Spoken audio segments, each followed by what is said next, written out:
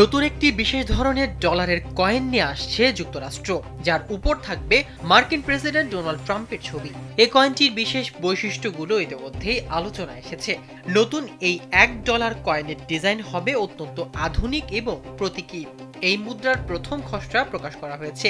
একদিকে ট্রাম্পের মুখায়ব এবং ইন গড উই ট্রাস্ট শব্দগুলো লেখা, তার নিচে 1776 থেকে 2026 সাল খচিত।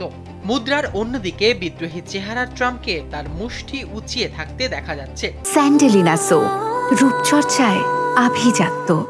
2024 সালে পেনসিলভানিয়ায় নির্বাচনী সমাবেশে হত্যার চেষ্টা থেকে বেঁচে যাওয়ার পর তিনি যে ভঙ্গিতে ছিলেন সেটি এই প্রতিরূপ।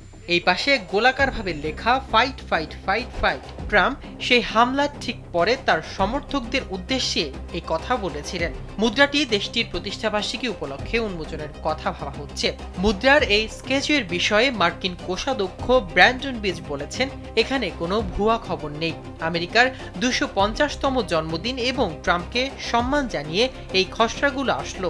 যুক্তরাষ্ট্রের সরকারের শাটডাউনে সৃষ্ট অচল অবস্থা শেষ হলে শিগগিরই আরও কিছু প্রকাশ করার জন্য প্রস্তুত করে রাখা হয়েছে।